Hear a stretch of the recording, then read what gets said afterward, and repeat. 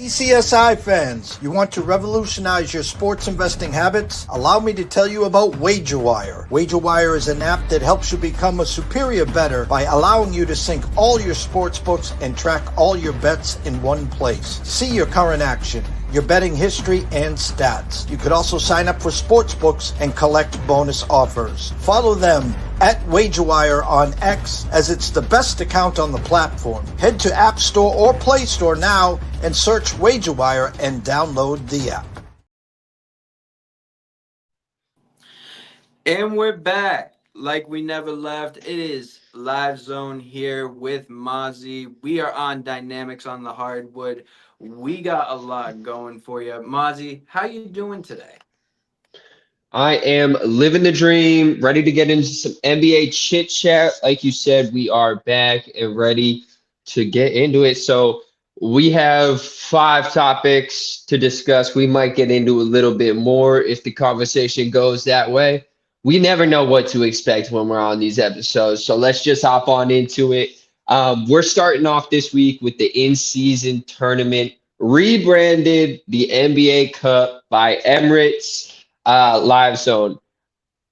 To the people that watched previously and followed us from the beginning, we started talking about the in-season tournament last year and how much of a distaste in our mouth there was from it and what the point of it was, how they selected the groups, how they went about choosing what games mattered and what games didn't matter. They're coming back, rebranding it. They've looked like they've tightened it up and they've made it a little better to understand and whatnot. How are you feeling about this in-season tournament? What do you there for? Is it there just to get paid more? Is it there for the fans' entertainment? Or is it just there to give a participation trophy to some teams that aren't going to be in it?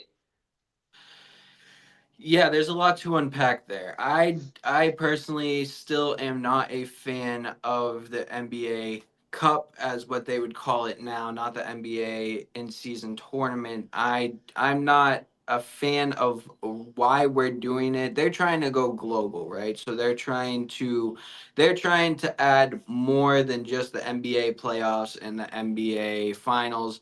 But I think this tournament takes away from the NBA playoffs and the NBA finals because they're trying to produce this as like another championship when in reality, all teams and all players know what the real prize is, and that is the NBA finals.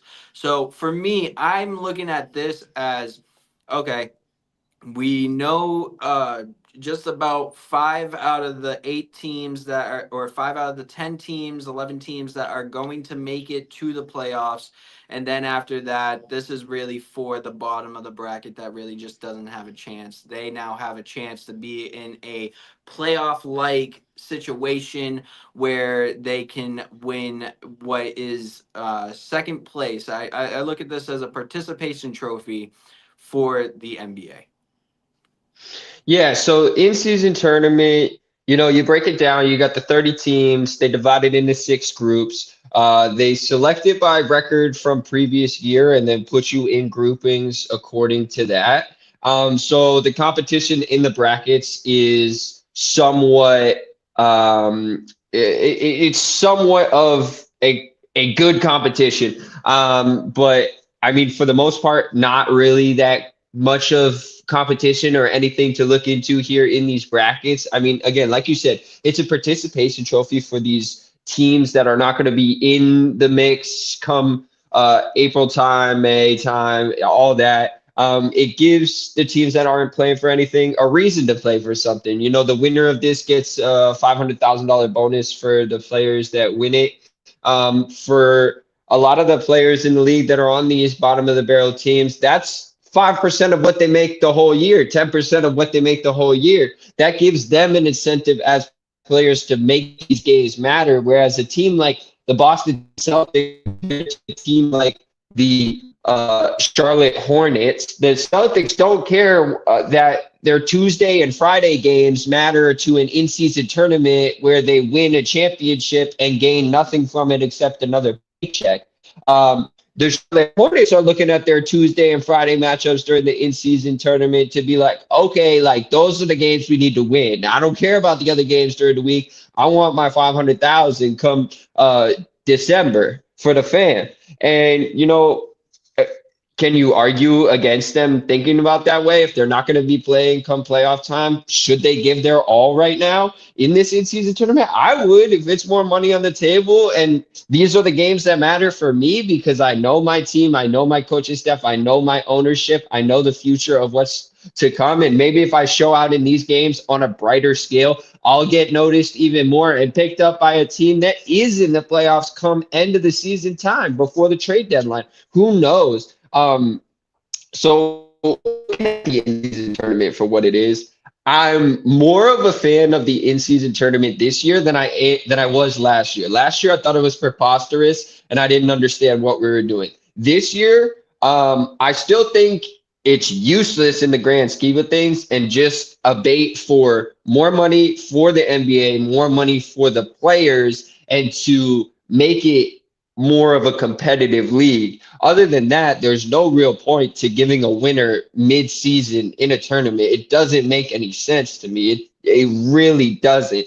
If you had this isn't, it's not like golf where you can have a FedEx Cup at the end based on one player and what they did throughout the year. You can't do that with these teams. The only way to fit in one of these tournaments would be to do it the way that they're doing. But again, there's no point to it. Who cares who wins at the end of the day, except the players and the NBA's pockets. That's it. That's truly it. No, I definitely agree with you. And we were talking about how the groups are made. So there's 3 groups in the West and 3 groups in the East, and it's basically all lottery pick. It's you could go against whoever in the NBA Well, Cup. to my understanding, they pick 3 of the best teams, put them in each conference, like the best record, and then they kind of group it by record for the first 3. So it's like in one group you have the Magic, the Knicks, and Philadelphia, who were all in the same record, and then they threw in 2 lottery picks as the Brooklyn Nets and the Charlotte Hornets. You move down, you got the Indiana Pacers, the Miami Heat, and Milwaukee in a conference, and then they threw in the Detroit Pistons and the Toronto Raptors. You look at the Boston Celtics one. You got the Boston Celtics, the Cleveland Cavaliers, and the Chicago Bulls. And then they threw in the Atlanta Hawks and the Washington Wizards. Out west, you got teams, the Sacramento Kings, the LA Clippers, the Houston Timberwolves, and then they threw in the Portland Trail Blazers, the Houston Rockets. You got Group B, the LA Lakers, Oklahoma City Thunder, Phoenix Suns, and then they threw in the Spurs and the Utah Jazz. And then finally, the last group out there, you have the Golden State Warriors, you have the Denver Nuggets, you have the Dallas Mavericks, and then we'll throw in the New Orleans Pelicans and the Memphis Grizzlies. They made it competitive within the divisions the way they broke it down. I do kind of like how they broke it down. Again, it's just the point. The teams that are really playing for an NBA championship aren't putting all their marbles into an in-season tournament to try and win that. That's counterproductive. What if their main guy gets all out in the in-season tournament for what? You won an in-season, you won a participation prize, lost your best player, and now have no shot at the real prize, the NBA title. It's a temptation in the league, maybe would be even better of a word. It's a temptation. Yeah, and I agree 110%. Now, I do want to look at how these are structuring out, because we do know that one from each group gets in, correct? The top team from each group advances to the playoffs of the in-season tournament. And then one team from each conference, meaning there's 3 groups in each conference, the best record team that didn't make it also makes it, which is confusing in itself. And now we're talking about record for NBA Cup. We're not talking about record for the whole season, correct? We are talking record for NBA Cup, not record for the whole season. Yeah, good point. Good point. Okay, so there's 4 games that we know of for the in-season tournament. Most teams are 2-3 games in. So I want to look at West Group A. We have the Rockets at 2-0. Yep. We have the Clippers at 1-1, the Timberwolves at 1-1, the Trailblazers at 1-1, and then surprisingly the Kings at 0-2. Really looking like the Kings are worried about something more than just the NBA Cup, because they are one of the top teams in the West and they're 0-2 in the NBA Cup. So what does that tell you? That's what I'm looking at. So I do want to look at who you think is going to win each group, and then what is the team that we're going to get for that fourth team. So yeah, if we're looking in the Western Conference, everybody that seems to be in the lead of in their group, I would see winning their group. Golden State already locked it up. So they're the winner of their group, regardless of what happens in these coming days. Houston, again, I don't see them losing 2 in a row on these days to anybody in their division. I think they could beat anybody that's in their group. And then furthering that, looking at the Lakers as well, they're up 2-0. Next versus 1-1. I see the Lakers maybe losing the game and ended up 3-1. But again, that means that the other teams have to go perfect for their next 2 games, which again, if I'm a betting man, I'm not betting on them to go perfect. I'm betting on the Lakers to go 1-1 and split. Way more realistic than San Antonio going 2-0 and Oklahoma going 2-0 or Phoenix going 2-0. So I mean, I think the leaders in the groups right now will be the winners at the end. If I had to look and see who's going to sneak in as not being a group winner and sneak in as the best record, I'm thinking the Dallas Mavericks. All right, I see what you're saying with the Dallas Mavericks. I have the Dallas Mavericks going in at the 4th spot as well. I mean, the point differential is really what makes that happen. They are 41 points ahead, or 30 points ahead of all the other teams that could actually make it. I do have the Rockets. I do have the Warriors because that's locked up, obviously. But the team that I'm looking at right now is the OKC Thunder. I really do think that the OKC Thunder, if the Lakers can lose a game or lose 2 games, I do see the Thunder sneaking up on them, because you got to remember, it's only a 1-point differential there. Lakers are at +11, and then the Thunder is at +10. So if they can win the game by 1 more point than the Lakers win, and then after that, OKC wins the next game and Lakers lose one of those games, then the Thunder are going into the playoffs for this. Yeah, I mean, watch out for Group B. That's the only group that I see being a problem, possibly. I mean, you got the Suns, Thunder, and Spurs all can catch up to a Lakers team. I mean, we don't think the Lakers team is a giant or a David and Goliath story anymore. I mean, all those teams can end up Lakers could end up 2-2, and the other teams could end up 3-1. No problem. I'm not putting that out the window. I'm just saying, by looking at it right now, the Lakers have the better shot. So I'm just running with it from what I've seen. Again, I really don't think if I had to look at that for team who cares about it, give me the San Antonio Spurs to make a run in it.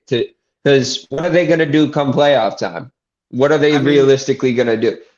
I mean, yeah, I definitely like the pick for San Antonio. I'm just looking at who in that league has the best chance to beat the Lakers right now. Who in that group? And I look at the teams and I look at OKC. OKC is really the only team that I could see going above the Lakers in that NBA Cup to begin with. So that's the reason why I put OKC up there, because right now it's Lakers are on a pedestal and you need to knock them off. The only team that I'm willing to look at that with in that group is the OKC Thunder.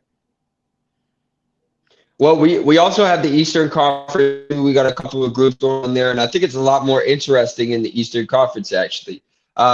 First off, you have Group C, where the Boston Celtics are, with the Atlanta Hawks surprisingly tied up 2-1, with Atlanta beating the Celtics in overtime to get one of those victories, and Boston getting one of the losses. You also have the Cleveland Cavaliers in there at 1-1, so they still have 2 games left, where compared to Atlanta and Boston, they only have 1 left.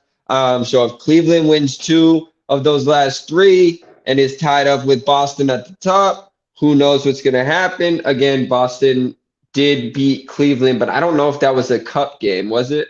Yeah, it was. It was. It was a cup game. So Boston did beat Cleveland, so they have the tiebreaker there. But who knows? I realistically see Atlanta has a pretty solid chance. Atlanta wins, and I think they have it. Is pretty much what happens here. It could come down to Atlanta, Cleveland. End of the day, if Boston loses their game, I mean, there's a lot of possibilities here. You look at Group B, you have Milwaukee and surprisingly Detroit, both at 2-0, 2 games to play. Miami at 1-1, Toronto and Indiana at 0-2, kind of out of it already. That's an interesting one right there. Can Doc Rivers possibly save his job, which is what we might be talking about a little later on, by winning the in-season tournament with Dame and Giannis? What kind of weight does that handle for them? And then you have Group A. You got the Magic, the Knicks, both 2-0, looking like they're in a battle for that top spot. You got Philly at 1-2 and Brooklyn at 1-2, Charlotte at 0-2. I don't really think they have a chance to do it. But again, everybody's still in it in the Eastern Conference ones. There's at least 2 to 3 teams that are still in it to win their group. Whereas in the Western Conference, you have maybe one team for sure winning the group, and then maybe one other person can make a run. Well, yeah, that's what you expect from this generation of NBA. The NBA, the Eastern Conference, is a lot more closer than the Western Conference. With the Western Conference, you know the 8 teams that are going to be there. You know what's going to happen pretty much. It's really just, all right, well, what one of these 8 teams are going to win? In the Eastern Conference, there's 12 teams that could make it. So I understand why it's a lot closer. Group C, I'm going to start with. We have the Atlanta Hawks, we have the Cleveland Cavaliers, and we have the Boston Celtics. Obviously, the Hawks are 2-1 right now because they ended up beating the Celtics. I don't see the Hawks staying up there right now with their next in-season tournament game going against the Cleveland Cavaliers. So I actually have the Hawks falling to the 3 spot. I have the Celtics going up to 1, and because Cleveland beat Atlanta, I have Cleveland going up to the 2. With the point differential, even in the Celtics' favor, well, no, even Cavaliers' favor, but because the Celtics beat the Cleveland Cavaliers, they have the tiebreaker. So I see the Celtics winning Group C. For Group B, I'm going to say it. I called it since day one. My good friend Adam, he knows I called it since day one. I have the Detroit Pistons taking it. I have the Detroit Pistons taking Group B. I just don't see Milwaukee You have them carrying winning the them. whole thing?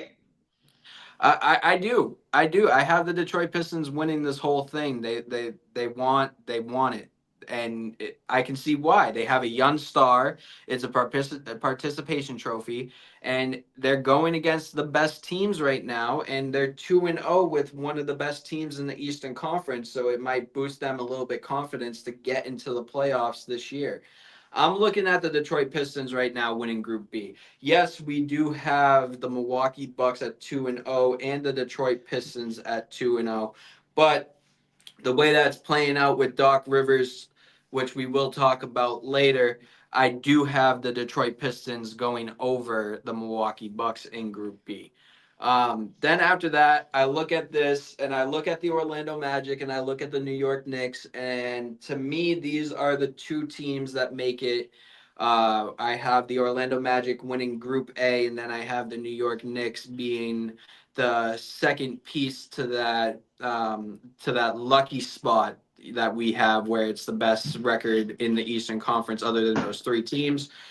And then that's how I wrap up the East. Now, I will say The reason why I like the Knicks over the Milwaukee Bucks, I understand that the Milwaukee Bucks are plus 26 and the Knicks are plus 14 right now. I'm not sure who the Bucks have left to go against, but I do know that the New York Knicks next game is against the Charlotte Hornets that are right now 0-2 in the NBA Cup. So for me, the way that I'm looking at this is if the Knicks blow out the Charlotte Hornets, and then after that they get the point differential, and then Milwaukee Bucks lose 1 or 2 games, you could see both the New York Knicks and the Orlando Magic come from Group A.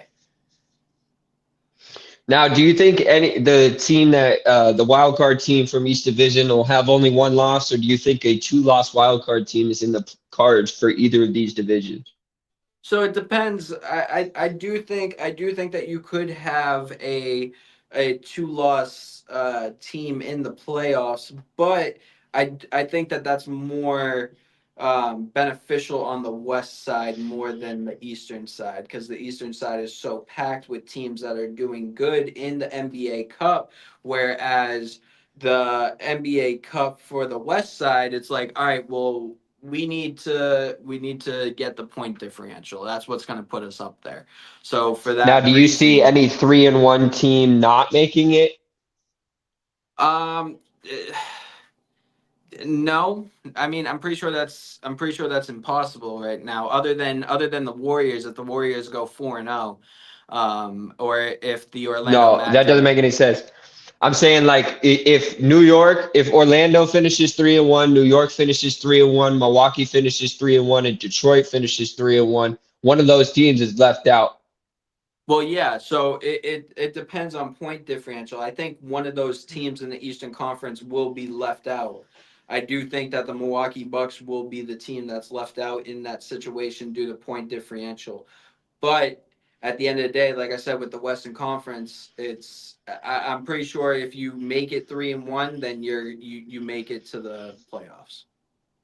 Yeah, Western Conference, if you hit 3-1, it seems like you should be making it, but who knows? I mean, Group B, it all depends. Only time's going to tell. We have more to talk about. We've been on the in-season tournament for a minute. Hopefully, you could wrap your brain around it a little bit.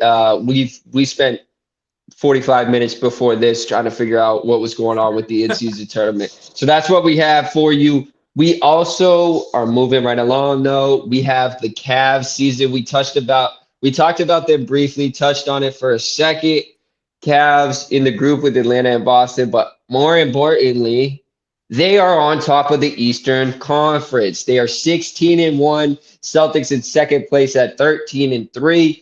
The Celtics are the only team that have beaten the Cleveland Cavaliers this year. They beat them by 3. It was a great game, very hard fought, full 4-quarter game. Live Zone, are the Cavs for real this season? Is it sustainable? Is this just everything firing on all the right cylinders? What to make of this start? I mean, yeah, definitely. I think that the Cleveland Cavaliers are showing what we should have seen from them last year when we were thinking that the Cleveland Cavaliers were going to be on the top of the East with the Boston Celtics. Everybody and their grandmother said that, Philly's going to be the team, Milwaukee's going to be the team. Me and you were sitting here last year on the Consumption Network, rest in peace to the Consumption Network, on the Consumption Network, saying, no, the Cleveland Cavaliers are going to be the team to watch. Unfortunately, it ended up being the New York Knicks that were the team to watch, and then Cleveland was an afterthought, but Cleveland still did good. Now that there's a little bit chemistry between Donovan Mitchell, Evan Mobley, Jarrett Allen, Darius Garland, Okoro, the names, Karis LeVert, I mean, the names go on and on. Now that there's a little bit more chemistry there, now it's starting to click. Now you're starting to see the Cleveland Cavaliers be what we thought that they were going to be last year. So do I think that they're legit? 110%. Do I think that they beat the Boston Celtics in the playoffs? Absolutely not. I think they are the number 2 team in the Eastern Conference right now, even with the record saying otherwise. Yes, this is going to be a year to watch the Cleveland Cavaliers. They're going to be great. But I'm telling you, it's just not Jason Tatum and Jaylen Brown. You know, you are correct with the last season that we were picking them very high. Um, I've been watching the Cavs for a couple of years now. They've been on my radar. When they acquired Donovan Mitchell, I was very intrigued with what direction they were going to go. Mhm. Now, looking at this team, right, 16-1, all the praise to the world. The strength of schedule maybe leaves something to be desired. Okay. So the 16-1 could be a little bit of a fluky 16-1. Okay. There's also a lot of close games in there. I think there was at least 8 games decided by less than 5 or 6 points in there. So if I'm looking at it for Cleveland, I think it's a case of everything. They are just being above average in every single category right now. I mean, you look at it, Jared Allen averaging a double-double, classic. You got Garland distributing and scoring, stretching the field. You got Donovan assisting and scoring and putting it on for the team, bringing that energy. Mo on the defensive side, standing up, blocking shots. They have no 7-footers on their team, but their defense is looking like they have 7-footers on the team because whenever somebody's driving down the lane, I see like 4 hands above the ball and nowhere for the ball to go when anybody's playing Cleveland. But I think they're not tops in any of their categories, right? They're not over succeeding in one thing. They're 105 points against is what they're giving up. I believe that ranks 5th on the year. Their steals, I believe they're in the top 10. They're in the top 10 on quite a few categories, but not number one.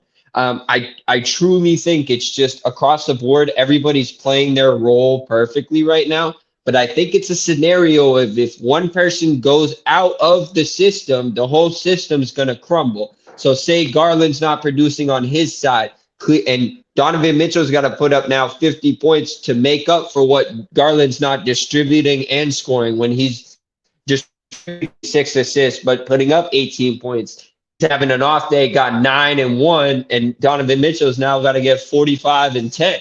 So it's a really give and take with this. I just don't think they're as deep as the Boston Celtics is when it comes down to it. So they can't play that type of game. So they really can't afford to have people have off days. And that's what hasn't happened yet. There hasn't been any off games for these people yet. They've won the games where they needed to. So truthfully, I think everything's been clicking to such a high level that the only way from here is down. I disagree. I disagree. I'll tell you why I disagree with that. All right. So number one, the reason why the Cleveland Cavaliers are so different this season from everybody else isn't because of their stars. It's because of the people behind the stars. The same way that we saw Derek White and Drew Holiday and Al Horford do it last year is what we're seeing from guys like Evan Mobley, from Jarrett Allen, from Okoro to Karis LeVert to Max. Sorry, is it Dean Strauss. Wade? Strauss. Yep, Strauss and Wade. Right. These are This is what we're seeing from the Cleveland Cavaliers. It's not just their stars. Yes, their stars are clicking. I'm going to tell you right now, hot take with Live Zone Sports right here on Dynamics on the Hardwood. Donovan Mitchell is the second best star in the NBA right now, only behind one guy, and that's Jason Tatum when it comes to getting a bucket. When it comes to getting a bucket, I'm taking Donovan Mitchell over the likes of a Joel Embiid, over the likes of a Giannis, over the likes of a Sengun, over the likes of a Paulo Banchero, Lillard. over the likes of a Damian Lillard. Yes, look at what he's doing. Donovan Mitchell, his averages this season right now, 24.8 points a game, 4.3 rebounds, and 4.6 assists. So he is averaging 25, 5, and 5 a night. A night right now. Yes, I do think that slows down a little bit, but Donovan Mitchell is that guy that can go get you a bucket when you need it. And the thing is about Donovan Mitchell is that he's Other than his shot in Utah to win the game in the playoffs, other than that shot, Donovan Mitchell is as clutch as they come when you need a bucket. So that's the reason why I'm saying they have a young star just like Jason Tatum, not on the level of Jason Tatum, but right there as that number 2 guy. All right. After that, what makes them so different is that they're lengthy. They're forward, they're center, they're small forward. You can't get by them without touching the other guy. Like if you're on the power forward side, you go into the middle, you're touching the center. It's just the way that their defense is built. They're a defensive team. So the reason why I'm looking at the Cleveland Cavaliers, and I'm telling you this because the only team to beat them right now is the Boston Celtics. If the Boston Celtics were not there, I agree with you. They're not on the level of Boston. But if Boston Celtics were not there, this would be the team that everybody's looking at. If Jason Tatum and Jaylen Brown were not together right now, if Kristaps didn't come to the team that everybody would be looking at is the Cleveland Cavaliers. Now, let me remind you here, they are 16-1 against playoff teams. They are 8-1. The only team that they lost to is the Boston Celtics.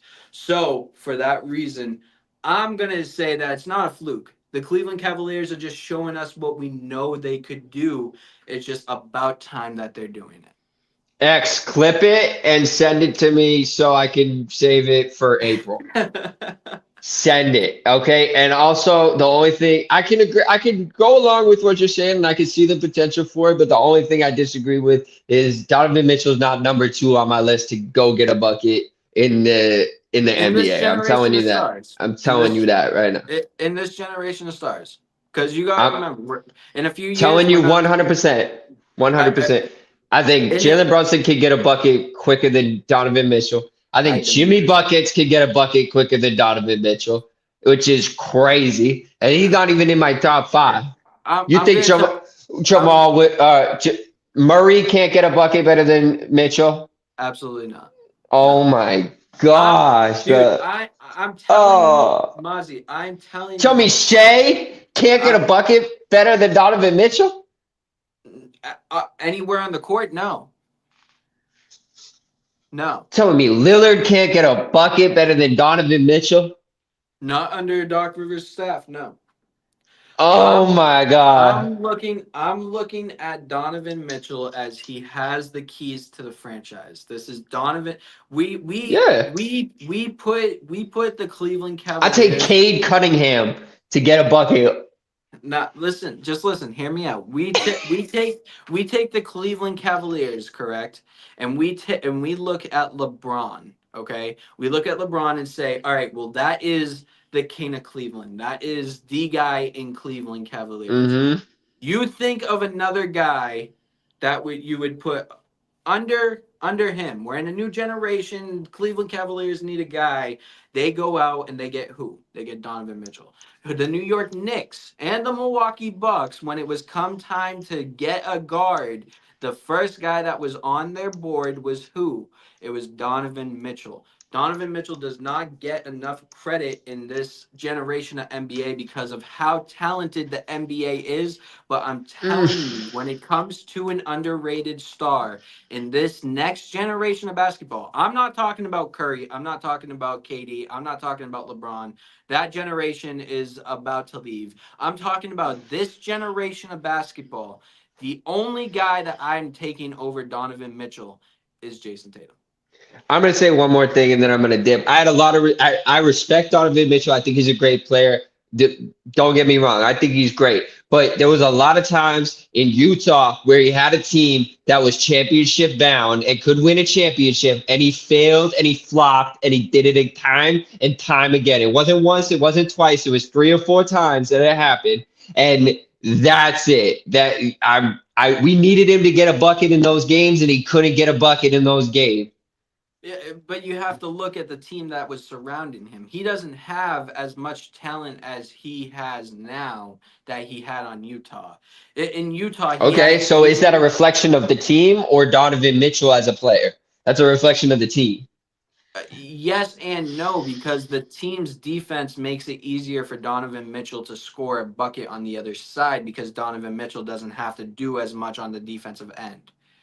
So the reason why I'm telling you when it comes to getting a bucket, I'm taking Donovan Mitchell is because this team, this setup with Donovan Mitchell as the guy in Cleveland, it's a wrap other than the Boston Celtics. It is a wrap other than the Boston Celtics. We're going to agree to disagree. We're going to wait for time to see what's up. We have ads coming down the pipeline. We also got to talk about a great shooter that just passed, another great shooter after talking about Donovan Mitchell, who might be a great shooter, but we'll leave it up to discussion.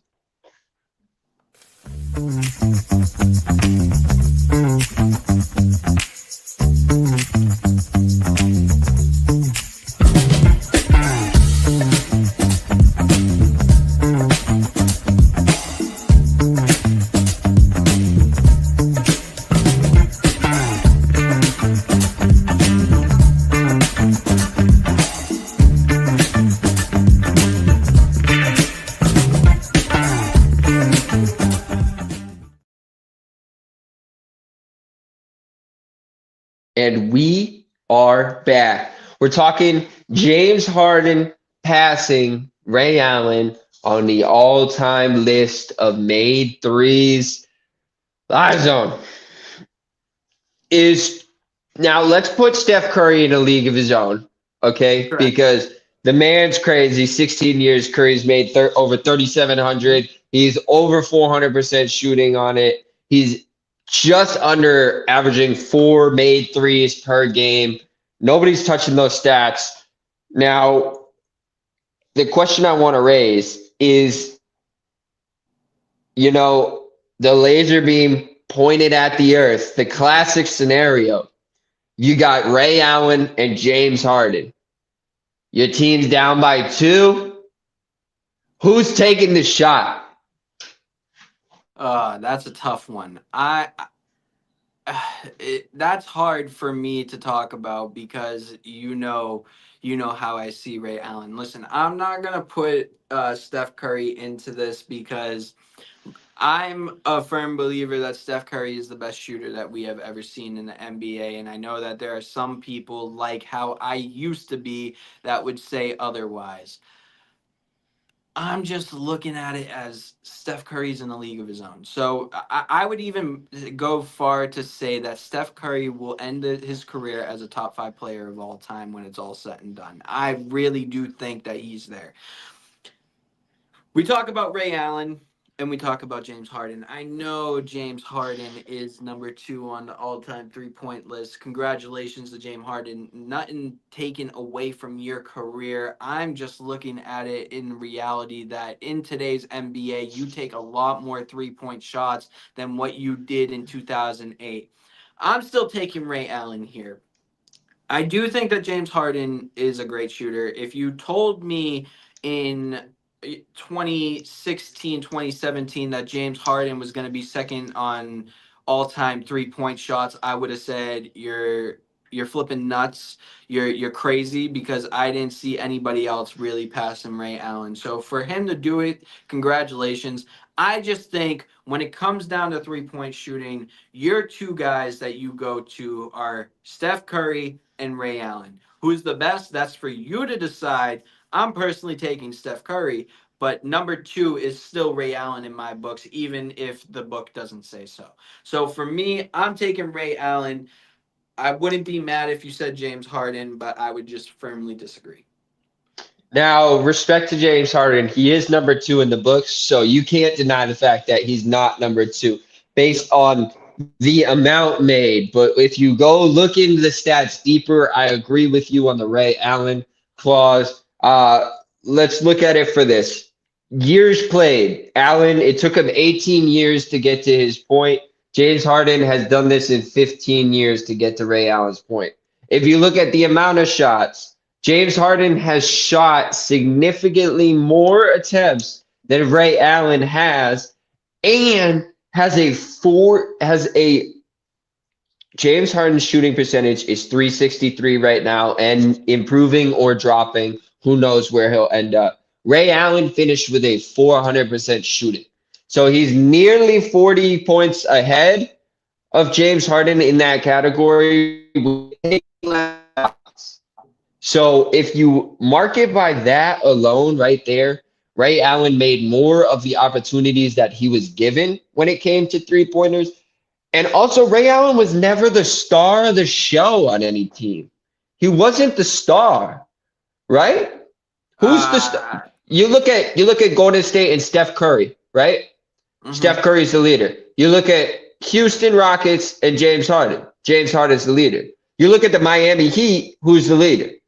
LeBron, D-Wade, Ray Allen, third. He's not the star of the show. You look at the Celtics, Paul Pierce, Kevin Garnett, then Ray Allen. He's not the star of the show, putting up these shots like crazy. He knew his role, he took his shots, and he made them. And that's why there's even an argument in the conversation. I respect Steph Curry, and I think he's the greatest shooter of all time. But if you look at how many opportunities we're giving, what role the person was positioned in, Ray Allen might still be the greatest three-point shooter of any time ever. If you look at the role that he was put in, Steph Curry's a point guard, a distributor, also fires up the ball, touches the ball more than anybody else on the court. Same with James Harden. Ray Allen was not that guy.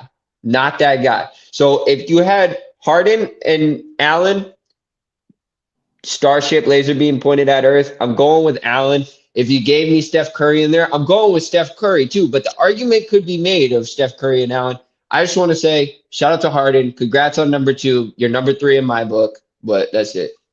Yeah, well, I agree with everything that you said except for one thing. Ray Allen definitely was the star of some teams that he was on. Before he was on the Boston Celtics, he was on the Seattle Supersonics, and he was actually the point guard of the team, and his second best shooter was Rashard Lewis. Yes, they didn't go anywhere, but he was still You the can star. say that. You could say that, but then again, it's like it's not his whole career he did that. You look at Steph and Harden, it's their whole career they've done that. They've been that role. Correct. And then I am going to bring it back to rookie year. Before he was just a three-point shooter, he was also a driver. He was in a dunk contest with Kobe Bryant. He was a three-point shooter. He did everything on Milwaukee when he was drafted to Milwaukee, and even made the playoffs for the Milwaukee Bucks before, we started talking about the downfall of the Milwaukee Bucks and then leading them into Giannis, and then now with Damian Lillard and all that. It was Ray Allen's show in Milwaukee. So I will say that he was the star on 2 teams. It's just that he just didn't stay on those teams long enough because he ended up joining the Boston Celtics. Yeah, but even if I'll put an even bigger argument out there. If Ray Allen stayed on those teams as a star, he wouldn't even be on this list. I don't know about that. That's my hot take. That's my hot take. If he didn't find a role position on great teams as he did, he would not be in the conversation that we have right now. That's definitely a hot take because Ray Allen on the Seattle Supersonics was the best three-point shooter in the league, and he was averaging the most threes on the Seattle Supersonics. Awesome. How many years? Than he ever was in his career. Now I'm saying if Kevin Garnett didn't make that call and say that, the only way I'm coming to Boston is if you bring Ray Allen in, I do think we do look at Ray Allen as the number 1 3-point shooter still. It's just that because he had because he had more touches. He was the point guard of the team. He was really like the Steph Curry before Steph Curry, and then his splash brother was Rashard Lewis instead of Klay Thompson. That's how the real first Splash Brothers that we saw was in the last years of the Seattle Supersonics when it was Ray Allen and Rashard Lewis. So I'm saying if Kevin Garnett didn't make that call, Ray Allen would not be as successful as he is right now with the 2 rings. But I do think that we would be seeing him be like a game changer for the NBA. It's immeasurable variables that would go into it. Him touching the ball more, him being the distributor more, teams catering to him more instead of the other people on his teams. That's where my argument comes from. We have two more things though to go, so we have to jump into them. We're running a little behind here. We got Doc Rivers keeping it on the train. We're keeping everything together this week. I mean, Ray Allen won a championship with Doc Rivers. Ray Allen played in Milwaukee. Doc Rivers is now over to Milwaukee. The Milwaukee used to be on top of the East. Now it's the Cavs, the in-season tournament. Wow. Now we're here. Doc Rivers downfall. Jesus, something I never thought I'd read aloud. If it was 2008, 2009, Kyle, Doc Rivers is the greatest coach of all time. So live zone, Doc Rivers, 53 games with Milwaukee, 26 and 29. 17 games this year, under 500.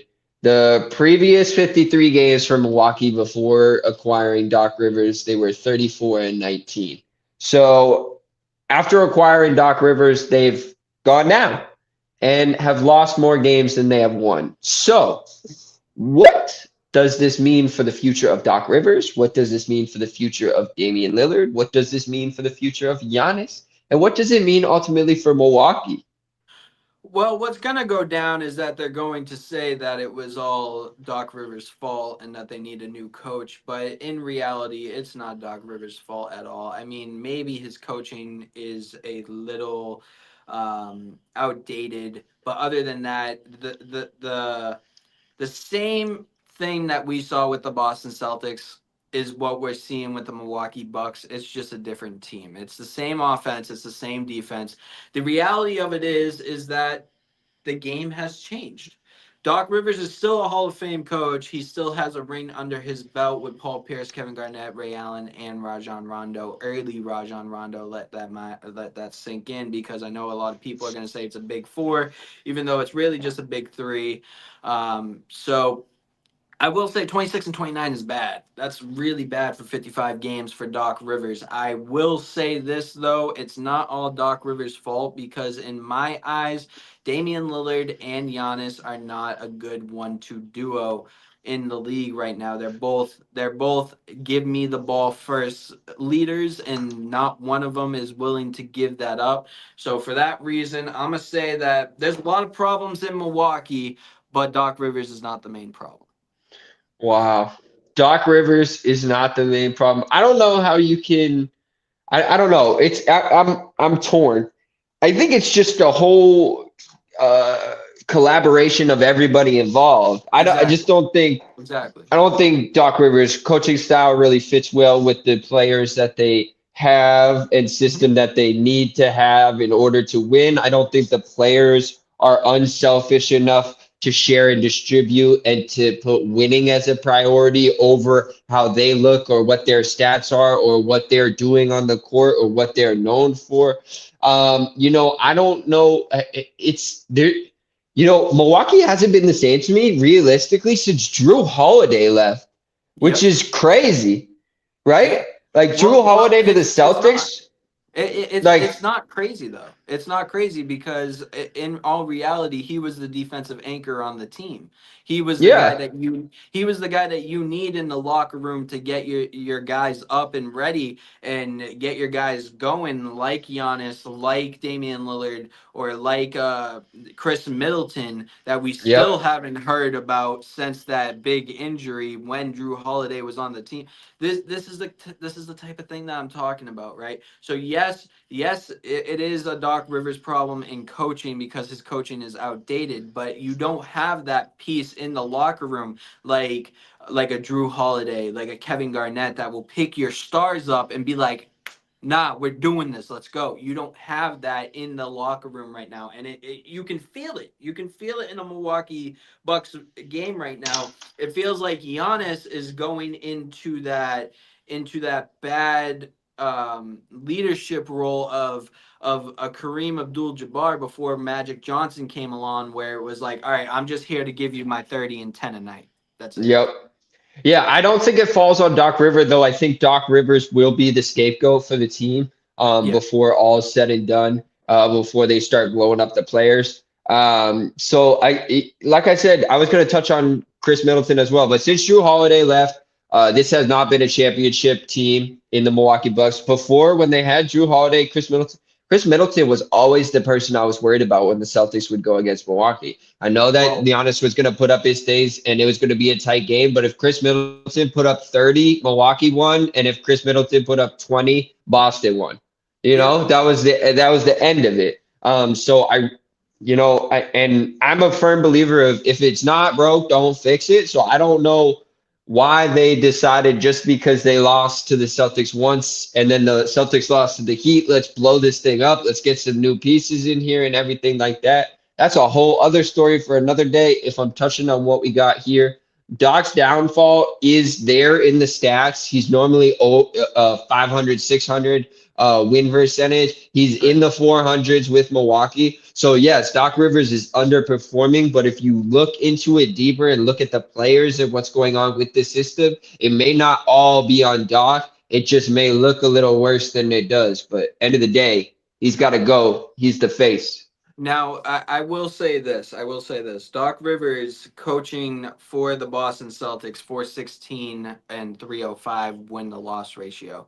So for 26 to 29, I mean, the only way that you can look at it, because I know that there will be a lot of people out here that will say, hold up, you got to remember, he coached the Clippers, he coached the Philadelphia 76ers, he coached the Milwaukee. I The understand. Clippers make me laugh, dude, every time I hear their name. I understand where they're coming from, but at the end of the day, you have to realize on how the NBA has changed. It doesn't mean that Doc Rivers isn't a great coach. It's just that Doc Rivers can't coach in this generation of the NBA because it's more about 3-point shooting than shoving it down your throat. Yeah. That's at the end of the day, that's what it is. That's what it is. And when you have a guy like Giannis Antetokounmpo, that is his main game to shove it down people's throats, then it doesn't make sense why they're not producing. The only way that I can really think of is, okay, well, you have another star there, Damian Lillard, that wants the ball, that takes away from Giannis. Number two, you don't have a guy like Drew Holiday in your system. You have Bobby Portis, but that's about it, and he's a backup role player. You don't have any defense really on your starting lineup to begin with. So there's a lot of problems in Milwaukee. Yes, Doc Rivers is going to be the downfall because Doc Rivers, I mean, at the end of the day, 26 and 29, it all comes down to the coach when you have a star like Giannis, and especially when you're in win now mode. And it shows because you got rid of you got rid of Drew Holiday for Damian Lillard, and it didn't end up working out in your favor. So I do see that this coming down on Doc, but it's not all Doc's fault. Absolutely. Absolutely. We have one more thing to get to, but first we have an ad to get to. Check it out. 2,000 years long, we will never settle. Hard days, no way with a heavy metal. No time, no fail, won't stop here. Like a torch to a flame when it burns hot.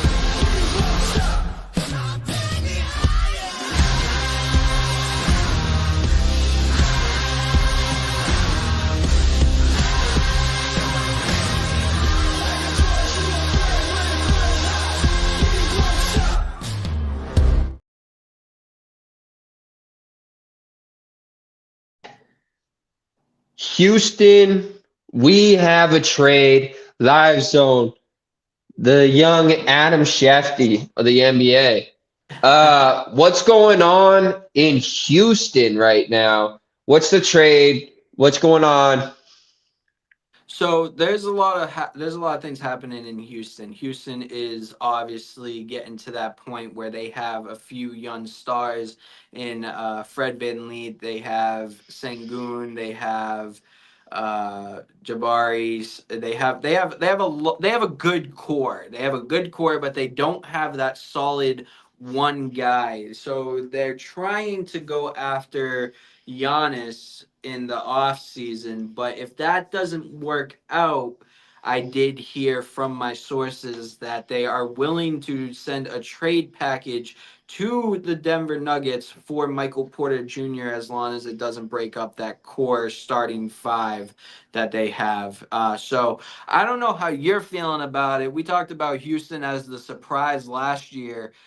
at the beginning of the season after a hot start. Now they're back in the hot start, but they want to add a third guy or fourth guy into their lineup here.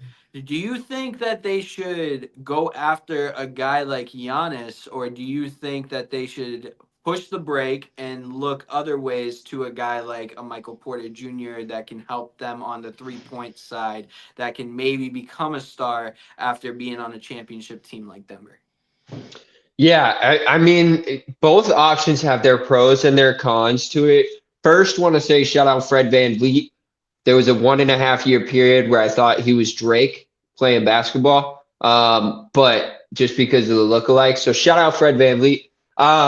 But moving forward, when it comes down to which way they should go, I think personally for me, if I had a team filled with young talent that knew how to win, but hadn't had really any adversity and had to go through that, I would want a veteran player with championship pedigree that knows how to do it's been there before and is kind of in that mid to like that lull where it's like, are they still great or are they not? Or are they about to be going down the great, not great? Like the Giannis. Giannis was great, and Giannis is in that position where it's like, okay, like he's got the size, he's got the ability. Is he still that guy?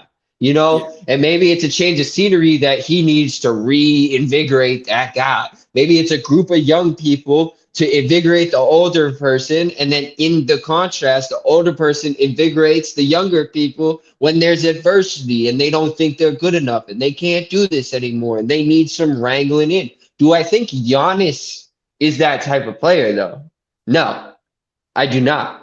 I don't think Giannis is that player to come into a locker room, grab hold of it, hold everybody accountable, be that mean guy. His personality is too different for that, I feel. He's not that type of guy. Now, you were to say LeBron 5 years ago came in there, that'd be the perfect player to come in. You know what I'm saying? Obviously, any LeBron to come in anywhere is the perfect player, but a player of that, like a KD 5 years ago to come in there, that could be the perfect player. Maybe not his style of play, but that championship pedigree, the knowledge, the been there, done that, the ability to get the bucket, the ability to hold people accountable, that type of person. It might even be a Jimmy Butler type guy.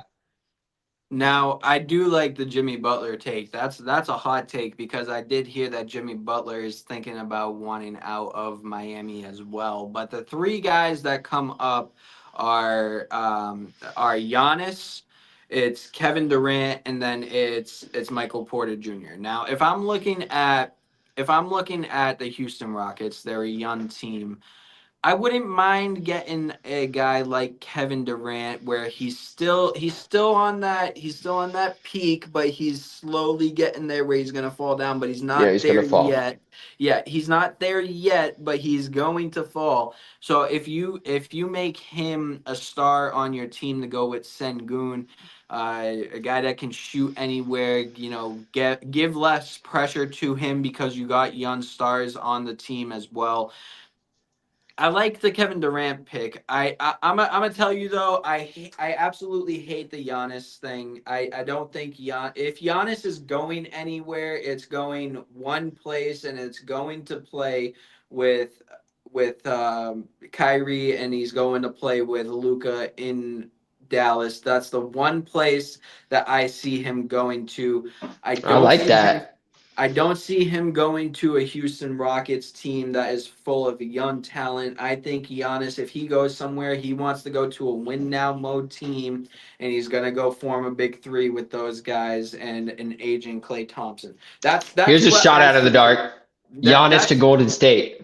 That could happen as well. I like that as well. It's one of those two teams for Giannis if he leaves. I don't see any other team in the NBA other than those two. Now, I will say this. I love the Michael Porter Jr. trade, not just for Houston's side, but for Denver's side as well, because now Houston is building up this young talent, and you can see it when you watch the Denver Nuggets. They're not the same Denver Nuggets that we've watched the last 3-4 years. They need to do something with their team. They need to bring in more talent. They need to do something, right? We got Christian Braun in replace for Caldwell Pope. The bench is iffy at best. You got maybe one or two people that can play on the bench with Russ and that kid Watson. And then after that, it's your core with Jamal Murray and Michael Porter Jr. and Aaron Gordon and Jokic. So to pull somebody out of that core, though, you need to get some young talent back. So it's either all right, we give you Michael Porter Jr. and you give us somebody like Thompson and a few draft picks for the future, or there has to be something there. It has to be a package for Denver Nuggets to gain something for a guy like Michael Porter Jr. Because if you're telling me that you're trading one guy for Michael Porter Jr. or one pick for Michael Porter Jr., I'm looking at Denver Nuggets and I'm saying absolutely not. He's our main scorer right now. That's not Jokic or Murray. So I do like the Michael Porter Jr. trade. I do think that there has to be more than just a few players there. I think it has to be a package where they give up some of the young talent that they've been building up, but you get a guy that already has a championship, that's already been there, that knows, and then maybe can become a star, kind of like the same way that James Harden became a star when he got off of OKC. So that's what I'm looking at. I don't like the Giannis thing. I do like the Michael Porter Jr. thing. If you're going to get Kevin Durant, I would get it for a low price, maybe 2 draft picks, second rounders. I wouldn't go any more than that because, like I said, Kevin Durant's on the cliff. All right. We just broke down the dynamics on the hardwood. All right. It's Mozzie and it's Live Zone. You can find me on X, formerly known as Twitter, at Maserati, the number 1. You can find Live Zone on TikTok, X, Instagram, Facebook, everywhere at Live Zone. You can find the Live Zone Plus fan page at Live Zone Plus on YouTube. We're grateful and thankful, as always. We're here with East Coast Sports Investors. As we mentioned last time, we're on their channel. We're partnering with them. We've also partnered with Rhythm, Sports Revolt, Viva, WagerWire, Atlanta Stakes, probably a bunch of other people that I am forgetting or are probably in the works of getting on here as well. Shout out to you as well. Thank you for being here with us. Live Zone, what do you have for the people? Yeah, just thank you for watching. Thank you for being here with us. We got a lot more content to come out every week. We put up 5 different posts for you guys, whether it be 2 pre-recorded podcasts, 3 lives, or 4 lives and 1 pre-recorded. So we got a lot coming to you guys every day about sports. So other than that, thanks for Leave coming. comments. Leave comments about what you want us to talk about on our lives, on our live 5 list. If there's pressing subject matter in any sports world that you think we should be talking about, let us know and let us know why. You could reach us at any of the platforms that we mentioned earlier, comment on the videos, direct message us, whatever you want to do. Just as always, Stay stay tuned.